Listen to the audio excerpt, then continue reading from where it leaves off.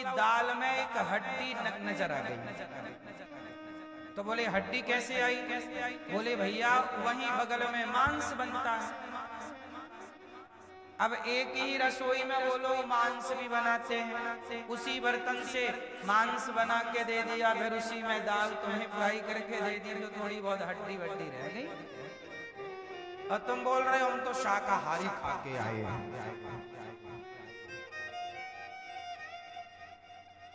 कौन सी आज होटलें हैं जहां मांस नहीं बन रहा? बहुत ना के बराबर। बोलो हाँ, सही है ना ये बात? इसलिए मेरी माँ अपनी जिह्वा पर थोड़ा कंट्रोल क्यों नहीं करती? बाहर के लिए काहे लपलपाती रहती है तुम्हारी जिह्वा? घर की दाल रोटी खा के क्यों नहीं आप स्वस्थ रहना चाहते? क्यों बाहर का खाते हो? घर का खाओ, माँ के हाथ का खाओ, पत्नी के हाथ का खाओ। आजकल कुछ पत्नियां बनाती ही नहीं है, बोले तू बनवा लो, तुम ही मंगवा लो। पति भी क्या करे? लोग अपने कर्तव्यों से भटक गए ना मेरी माँ।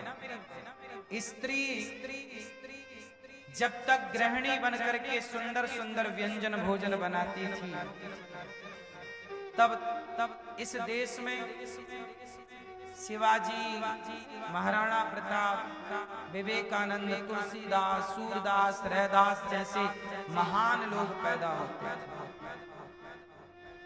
आजकल लोग आचार विचार से भटक गए। लोग बोलते हैं बाजार का मिल रहा खाने को, तो घर में कौन मेहनत करे, 2 घंटे गवाए।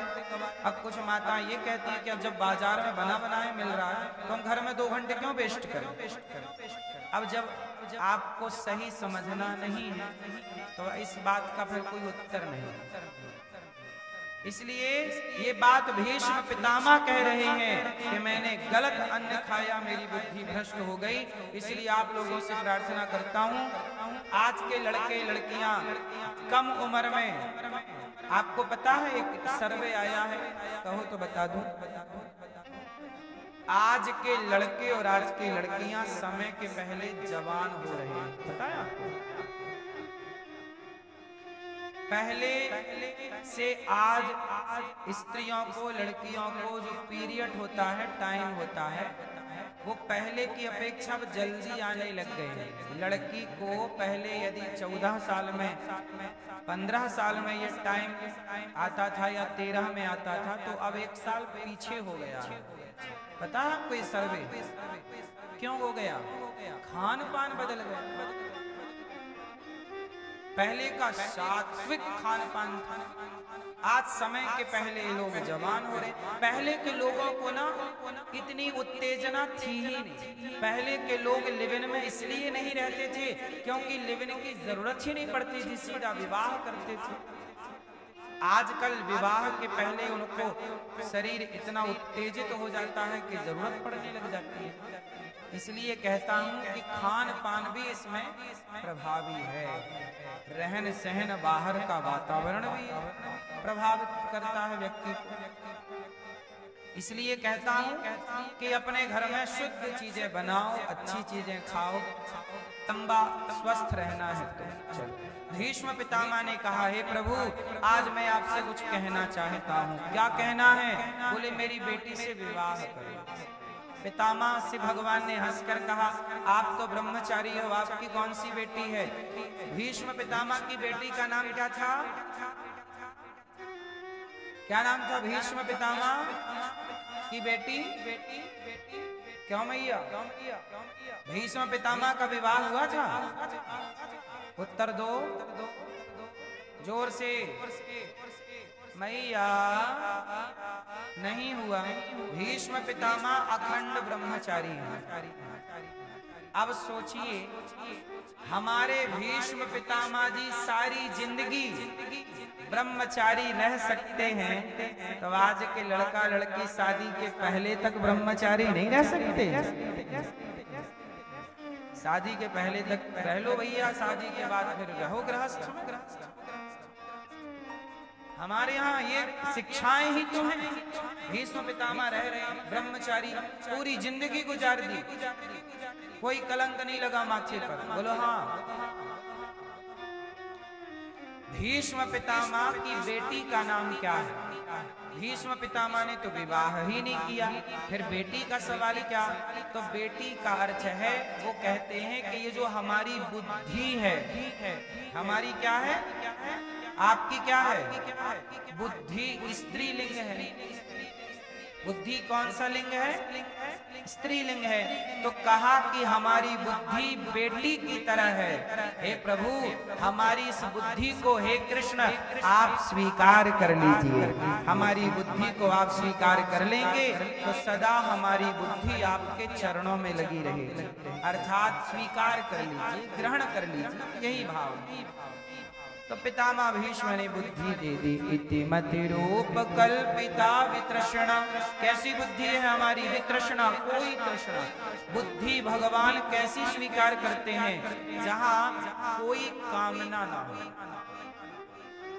जहां कोई क्या ना हो, निष्काम। कैसी बुद्धि? कैसी बुद्धि मेरी माँ? वितृष्णा, कामना ना। भगवती सात्वत पुंगवे विभूमि स्वसुख मुपगते क्वचित विहर्तुम प्रकृति मुपेयोषि यद भव प्रवाह। ऐसी बुद्धि हो तो भगवान के श्री चरणों में लगी रहे। पितामह भगवान के बहुत बड़े भक्त हैं।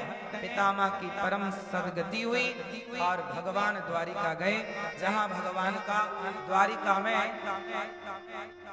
पांडवों अर्जुन को लेकर के गए और भगवान द्वारिका गए। वहां स्वागत सम्मान सत्कार हुआ और भगवान श्री कृष्ण के जाने के बाद भगवान अपनी लीलाओं को पूरी करके जब परम धाम को देखिए,